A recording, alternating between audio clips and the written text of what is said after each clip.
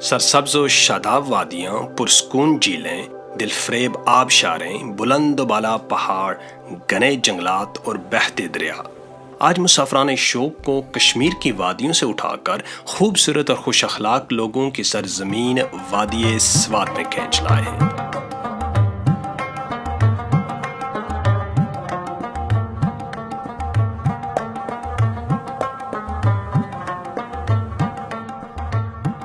इस वादी में कुदरत अपनी तमाम तर रानाइयों के साथ जलवागर है। स्वात की खूबसूरत वादियों में एक नुमाया नाम वादी कालाम है। वादी कालाम कुदरती हुस्न से मामूर फितरत की फियाजियों का मुंह बोलता सबूत है। इस जन्नत नज़ीर वादी में दस्त कुदरत का एक ऐसा अनमोल शाहकार मौजूद है जिसे जुबान आम में महोरन झील से मौसूम किया जाता है।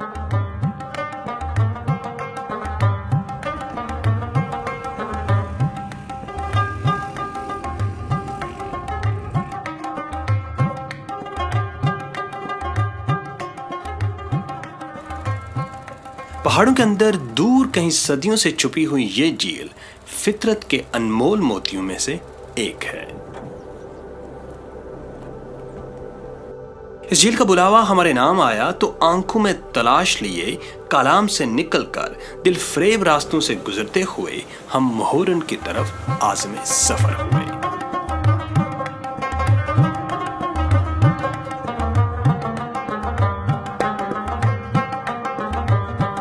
महोरन कालाम से 40 किलोमीटर की मुसाफत पर शुमाल में वाक़ई है।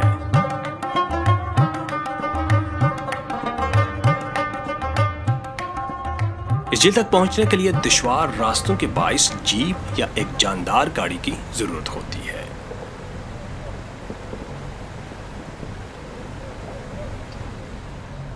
इस कच्ची और शिकस्ता सड़क पर चलते हुए आपको शदीद जिस्मानी मुशक्कत से गुजरना पड़ता है, लेकिन चेहरों पर लगती हुई ताज़ा हवा, पथरीला सा सब्ज मैदान, नीचे बहता हुआ दरिया और नीले आसमान पर उठते बादल आपको सफर की थकन महसूस नहीं होने देते। दरिया के साथ साथ जाती पहाड़ों के दरमियान से बल खाती ये सड़क बहुत ही हसीन मनाजर की अमीन है।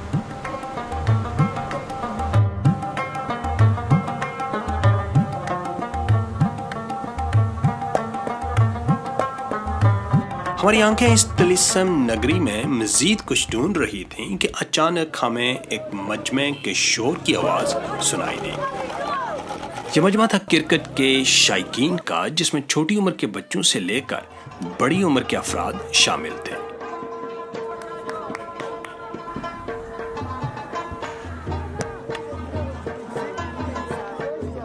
हम भी बेख्तियार इस अनजान इलाके के अजनबी मजमे में शामिल हो गए, लेकिन बेगानगी का एहसास उस वक्त अपनायत में बदल गया जब इस पुश्तून मजमे का एक फर्द हमें अपने घर ले जाने पर बज़िद हो गया। हमारे हजार इनकार के बावजूद न सिर्फ वो हमें अपने घर लेकर गया बल्कि हमारी तवाज़ो भी की। जिस तरह ये इलाका खूबसूरत है, इसी तरह यहाँ के लोग मुहब्बतें बिखेरने वाले, प्यार करने वाले और मेहमान नवाज हैं। ये लोग मेहमान नवाजी को अपने फ़राइज़ में सरे फहरिस्त समझते हैं।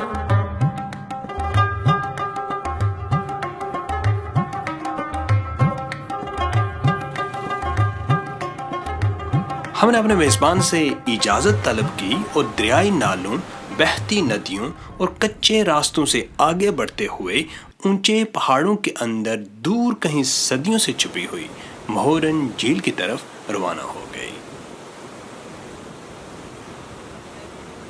महोरन जाते हुए रास्ते में बहुत खूबसूरत मकामात आते हैं।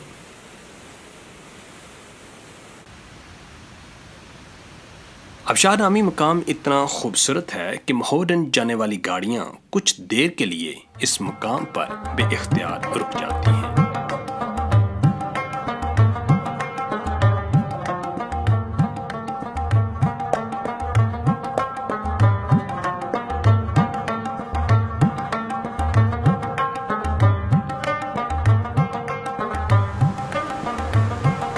पथरीले मैदान से गुजरते हुए हम एक बार फिर घने जंगल में दाखिल हो गए। ठंडी ठंडी हवाओं के झोंके गाड़ी की खिड़कियों से टकराकर हमें ताजा दम कर रहे थे।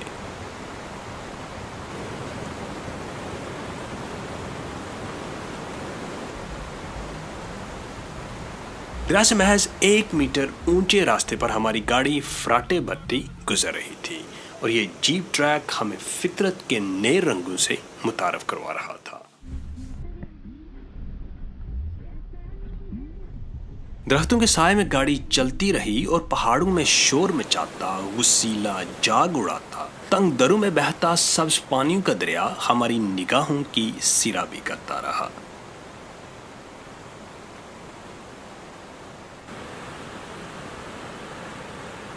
हम नज़ारों के गहरे समंदर में बहते जा रहे थे और दिलफरेब मनाज़र को देखकर हमारे सर बेसाख्ता खिड़कियों से बाहर निकलने लगते।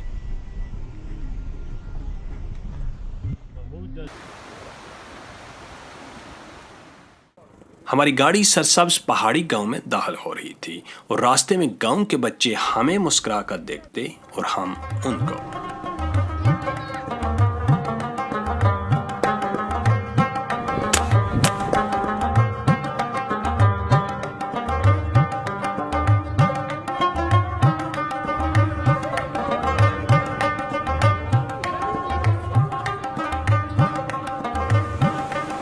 मोहरन झील की तरफ आगे बढ़ते हुए हमें एक और मचलते हुए दरियाई नाले का शोर सुनाई दिया, जैसे कोई दीवाना पत्थरों पर सर मारता हुआ जा रहा हो।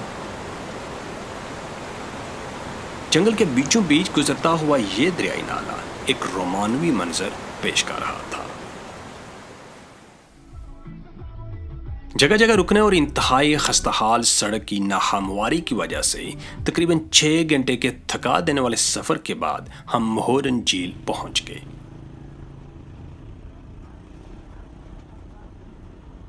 अंधेरा छा चुका था और हवा में सर्दी भरी हुई थी।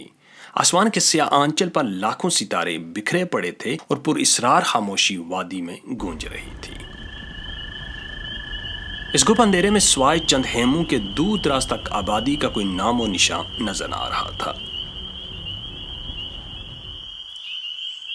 फिर अचानक हमने एक शख्स को अपनी तरफ बढ़ते देखा। इस हंसते मुस्कुराते शख्स ने हमें खुश आमदेद कहा और हेमो बस्ती की तरफ ले गया। इस शख्स से इस अजनबी वादी में हमारी पहली मुलाकात थी, लेकिन उसमें इतनी मेहमान नवाजी और अपनाइयत जैसे हमें सदियों से जानता हो। जब सारा मुल्क गर्मी से बुलबुला रहा होता है, तब भी ये इलाका शदीद सर्दी का मंजर पेश कर रहा होता है।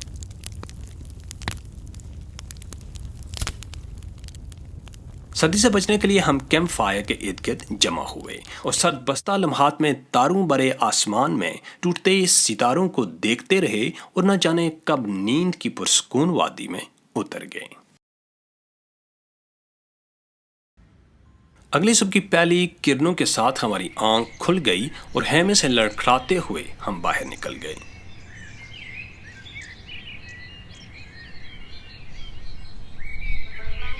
सूरज की धूप आहिस्ता आहिस्ता वादी में उतर रही थी। टहलते टहलते हम नदी के किनारे दरख्तों के झुंड में जा खड़े हुए।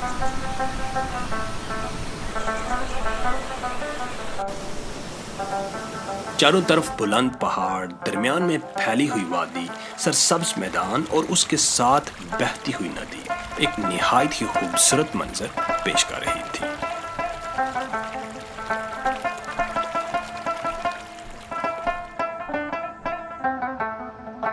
मैदान में दूर तक घास का सब्ज कालीन बिछा हुआ था, जिस पर बेशुमार हेमे नस्ब थे। कुछ देर ही बाद वादी में जिंदगी सांसें लेना शुरू हो गई। कहीं पालतू घोड़े चरते नजर आ रहे थे, कहीं चिमनियों से धुआं उठने लगा था, कहीं नई मुसाफिरों की आमद शुरू हो चुकी थी, तो कहीं नई मंजिलों के सफर के लिए तैयारी की जा रही थी।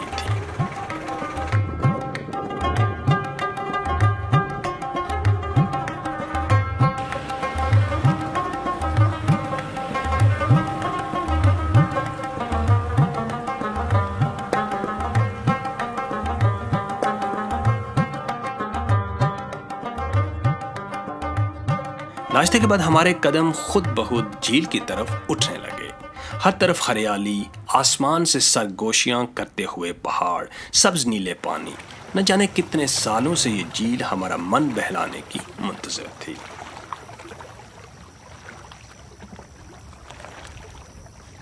हम कश्ती में बैठकर झील के तिलिस्माती हुस्न में डूबते चले गए।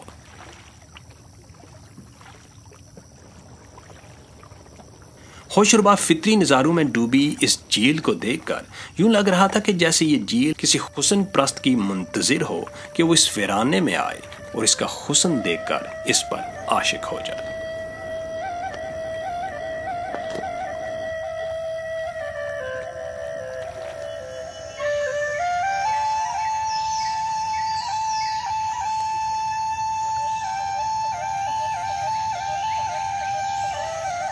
झील के उस पार जंगल नुमा एक सरसब्ज इलाका नजर आ रहा था जो हमारी मंजिल था।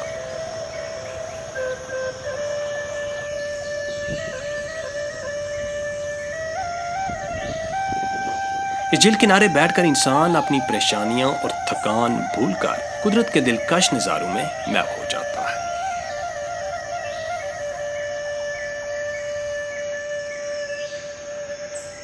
फितरत का हुस्न अपने दामन में समेटे ये झील गर्मी के चंद महीने ही अपने हुस्न के जलवे दिखाती है और फिर सारा साल बर्फ की चादर ओढ़े नई मुसाफिरों के ख्वाब देखती रहती है।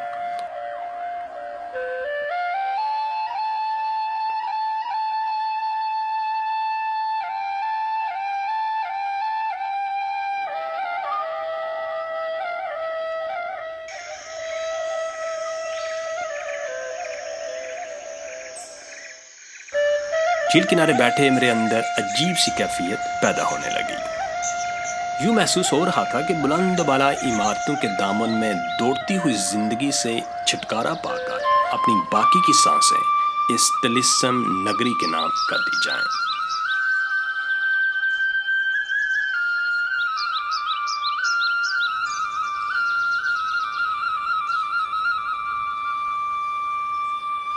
शायद मेरे अंदर भी कोई खाना बदोश रहता है जो वीरानों में जिंदगी बसाने के ख्वाब देखता है।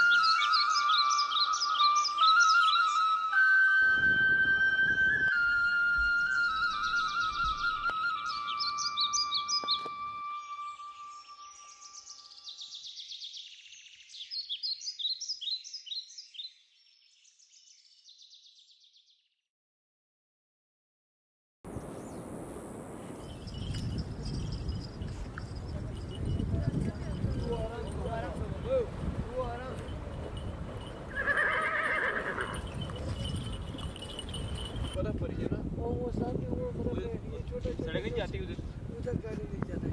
ये छोटा छोटा जो है ना ये बर्फ है।